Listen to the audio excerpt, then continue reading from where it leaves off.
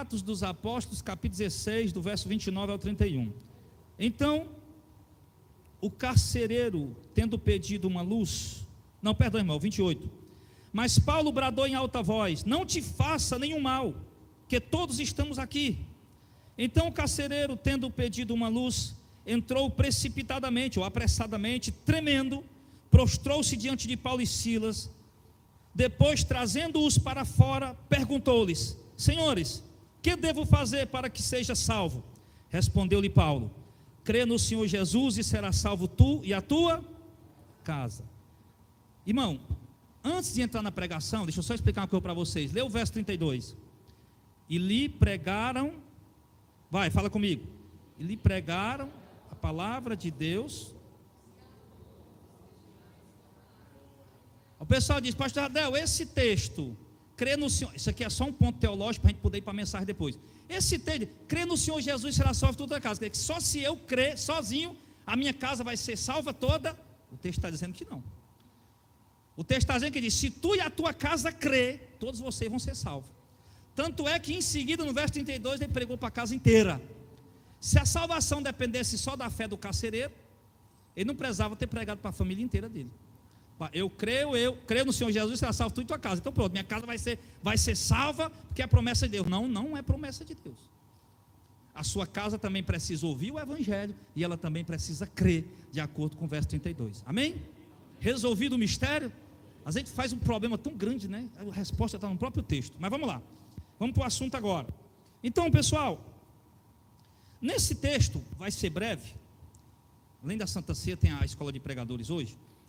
Nesse texto, nós vamos aprender 3 coisas importantes. A primeira coisa importante que nós aprendemos aqui, eu não vou nem puxar o contexto, porque é que ele estava ali e tudo mais. Eu quero ir no ponto. A primeira coisa que a gente aprende aqui é com o carcereiro. O carcereiro, por algum motivo, todo mundo sabe o que foi, né? Houve um terremoto, Paulo e Silas cantaram, houve um terremoto, abriu-se as cadeias, o carcereiro chegou: meu Deus, os homens fugiram, agora a lei vai me ordenar me matar, porque eu perdi os prisioneiros, que a lei determinava isso. Se um soldado perdesse os prisioneiros, ele pagava com a própria vida. Agora vão me matar. Pegou a espada e Paulo disse: não faça isso. O homem se tremendo, foi lá, levou Paulo lá para fora e perguntou a Paulo e disse: senhores, o que é que eu devo fazer para me salvar? Então a primeira coisa, e claro, por que aquele homem perguntou: o que é que eu devo fazer para me salvar? Irmão, estou doido para pregar, mas eu não consigo. Eu tenho que dar a aula, eu tenho que ensinar. Meu Deus do céu. E eu não queria. Mas por que ele disse: Senhor, o que é que eu faço para me salvar? Ele não estava se referindo à salvação no quesito do perigo de ter perdido os soldados, os presos. Porque se a preocupação dele fosse essa, a salvação do perigo de ter preso os presos, como ele era romano, ele ia recorrer à lei e não a Paulo. Deixa eu achar um artigo na lei aqui que me defenda. Isso aqui nem faz parte da pregação, mas eu tenho que colocar. Mas ele estava recorrendo então a outro tipo de salvação, a salvação eterna, o livramento da condenação eterna. E por que aquele soldado fez essa pergunta para Paulo? Já que Paulo estava preso, ele não sabia nem que era Paulo nem nada, mas ele, como carcereiro, o líder da carceragem, o homem que tinha a chave da cadeia, ele sabia o motivo pelo qual cada preso estava ali encarcerado. Esse está preso porque matou, aquele está preso porque estrupou, aquele ali está preso porque foi contra o imperador, esses aqui estão presos porque estão pregando uma mensagem e está perturbando o povo. Ele sabia por que Paulo e Silas estavam presos. Então ele vai a Paulo e pergunta: senhores, o que é que eu faço para me salvar? O que é que eu faço para ser salvo? Queridos, como eu disse, a primeira coisa que a gente aprende aqui é o seguinte: o carcereiro tinha sede de salvação. Por mais que você ache que você não conhece o indivíduo, por mais que você ache que você não conhece a pessoa, você vê as pessoas imbricando, se prostituindo, na bagaceira, no desmantelo, parece que não estão nem aí, mas em algum momento, na sobriedade deles, de seriedade da vida, lhe vem o pensamento de que um dia ele vai morrer e que tem uma eternidade esperando por ele. A maioria das pessoas pensa isso. Poucos acreditam que morreu, acabou. A maioria tem um senso de eternidade. E a maioria das pessoas pensam sobre salvação. O carcereiro ansiava salvação. O carcereiro ansiava ser livre da condenação. Isso é uma coisa importante para saber. A sede no seu coração, você que está aqui, de salvação. A sede ainda no coração de algumas pessoas que estão lá fora, a sede de salvação. A segunda coisa que nós aprendemos aqui é que o carcereiro, como todo bom religioso, ele acreditava que a salvação poderia ser alcançada por esforço dele. O carcereiro, como todo bom religioso, acreditava que ele podia alcançar a salvação por mérito próprio, por fazer algum esforço, por renunciar a alguma coisa, por praticar alguma coisa. Quando ele pergunta, o que é que eu posso fazer para ser salvo? Isso nos lembra do jovem rico. Chegou para Jesus também, mestre, o que é que eu posso fazer para ser salvo? Então as pessoas têm esse senso de achar que pode fazer alguma coisa para ser salvo. A maioria das pessoas pensa, vocês não pensam mais assim. Mas a maioria, evangélicos, católicos, espíritas, todo mundo acha que pode fazer alguma coisa para ser salvo. Agora me diga uma coisa. A terceira coisa que a gente aprende com o carcereiro é a quem perguntar o que eu devo fazer para ser salvo. Assim foi a pérola que a Ulicete soltou lá no bate-papo teológico. Se eu tenho sede de salvação, se eu entendo que há uma vida depois da morte, a condenação eterna e a salvação eterna, e eu tenho sede disso, eu preciso perguntar a alguém o que eu posso fazer para ser salvo. Essa é a terceira coisa que a gente aprende. A quem perguntar? Eu quero ser salvo, mas eu pergunto a quem? Dependendo de quem você vai perguntar, você vai receber uma resposta, e nem sempre a resposta vai ser realmente o caminho da salvação. Vamos imaginar que se esse carcereiro perguntasse para um muçulmano o que ele deveria fazer para ser salvo, o muçulmano ia dizer: creia em Alá, aceite Maomé como profeta e o Alcorão como seu livro sagrado. E se você tiver uma oportunidade, de acordo com a doutrina lá, você puder matar alguns cristãos inimigos da fé, você ainda vai herdar o paraíso. Se perguntasse a um muçulmano o que fazer para ser salvo, ele lhe dá basicamente essas instruções. Esse é o caminho da salvação?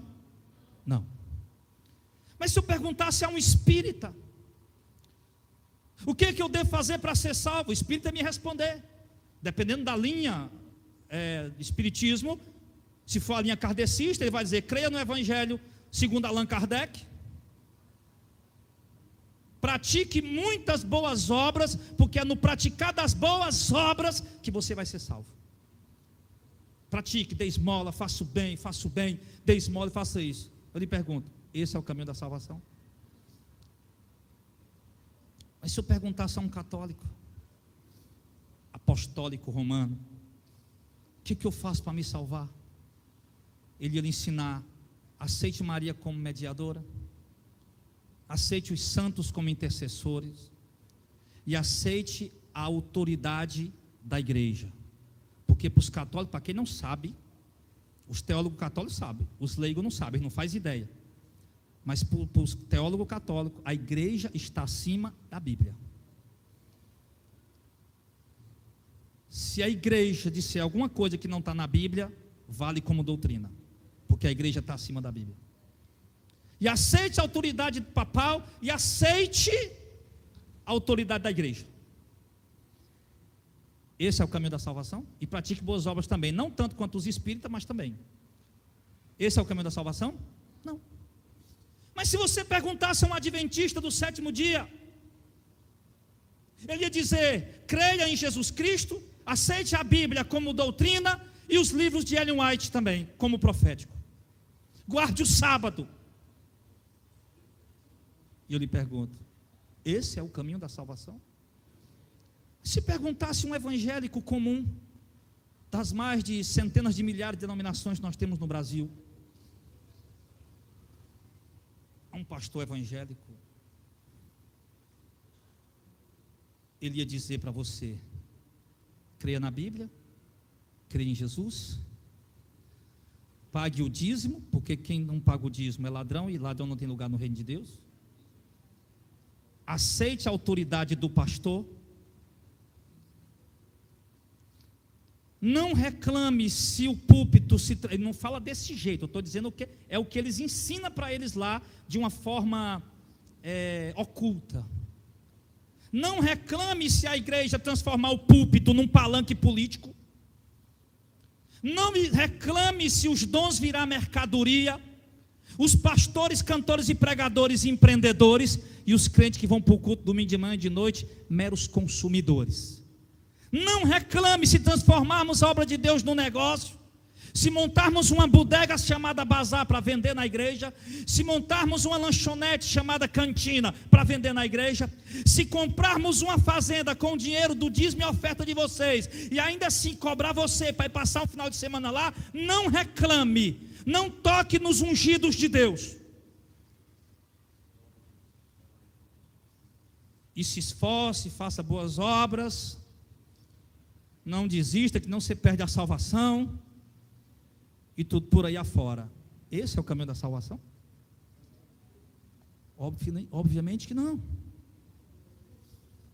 Então você está percebendo que o que aprendemos com o carcereiro, se eu quero saber a respeito de salvação, dependendo da pessoa que eu perguntar, eu vou obter uma resposta, e na maioria das vezes essa resposta vai ser, ao invés de me levar ao caminho da salvação, vai me colocar ainda mais no caminho da condenação, porque eu vou fazer tudo isso que essas religiões ensinam, ainda assim vou continuar errado, indo para o inferno, mas vou me achar a melhor pessoa do mundo, o camarada mais espiritual, porque agora eu não mato, eu não fumo, eu não roubo, eu não me prostituo mais, e agora uso saia comprida. Mas afinal de contas, então, pastor Jadel, diante dessa complexidade, há tantas religiões, tantas pessoas,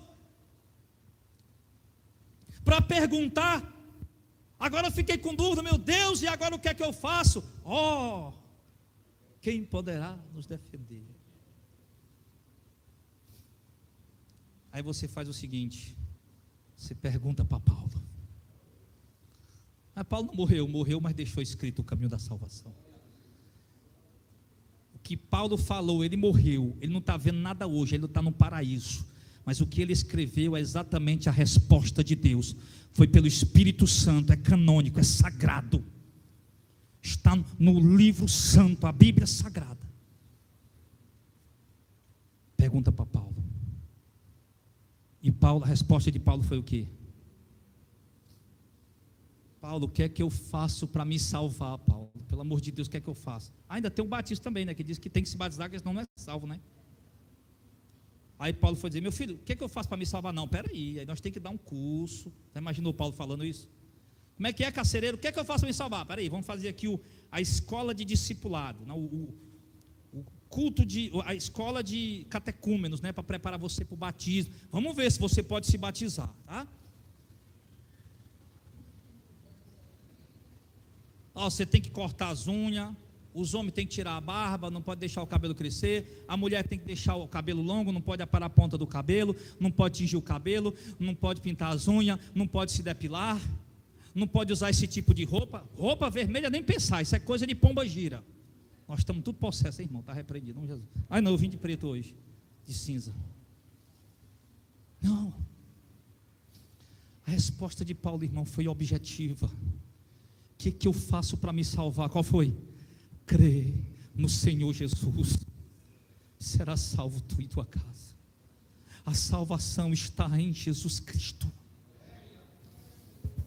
Isso nos arremete a Atos dos Apóstolos, quando Filipe encontra o eunuco.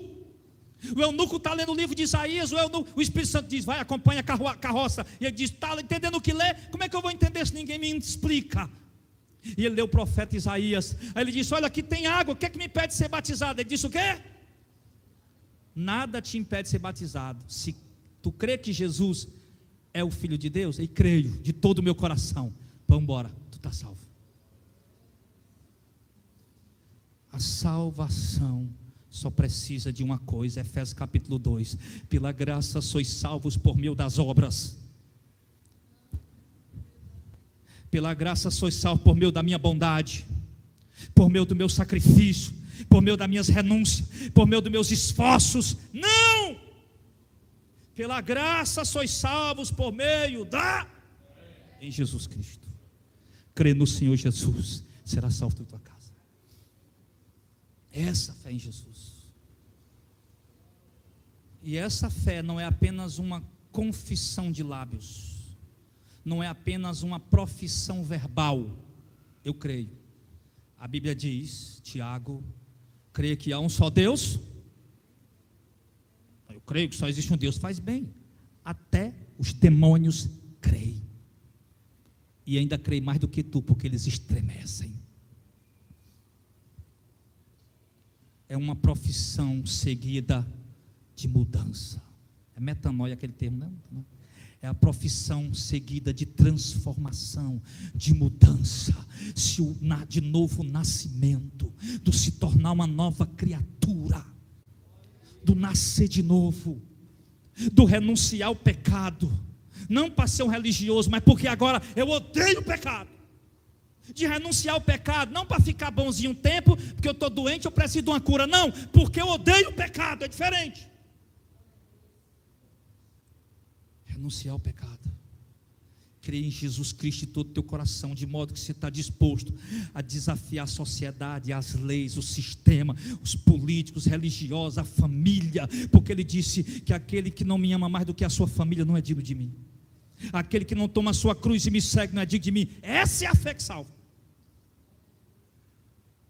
Então, vá lá e pregue nos terminais, nas paradas de ônibus, nos semáforos, nas portas das igrejas, nos shows evangélicos católicos, e diga para eles que Deus só precisa de um elemento para ser salvo, é crer no Senhor Jesus Cristo.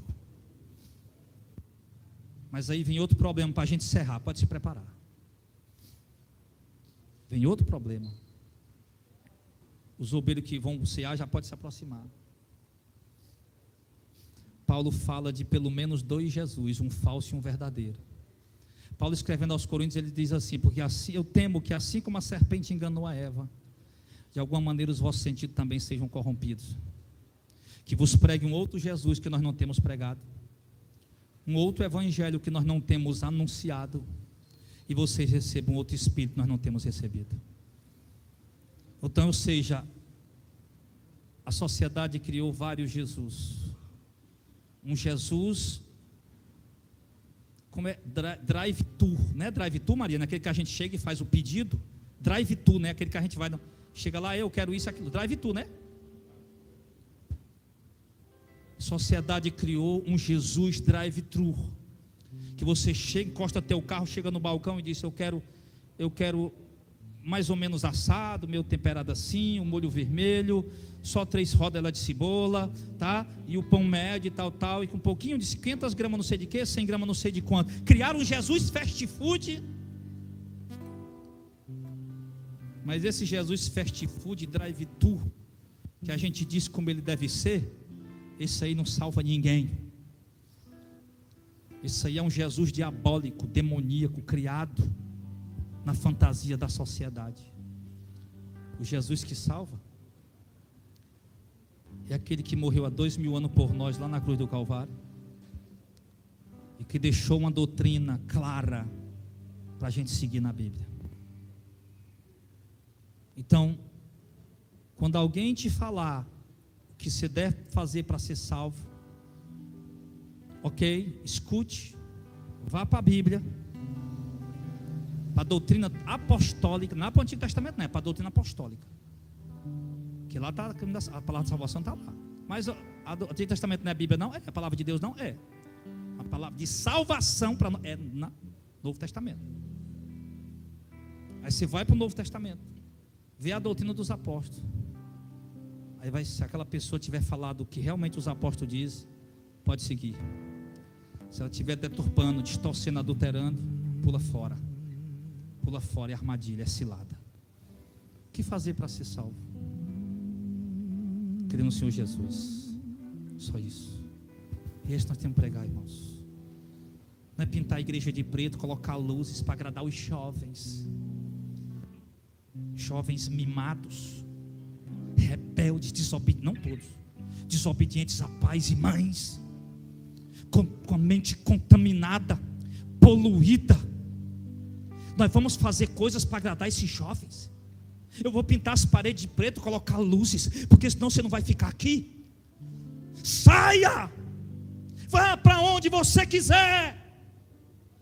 Nós não queremos mais uma bandeira, uma religião, uma placa. Nós queremos Cristo, porque só nele está a salvação. Vamos ficar de pé e louvar o Senhor em nome de Jesus.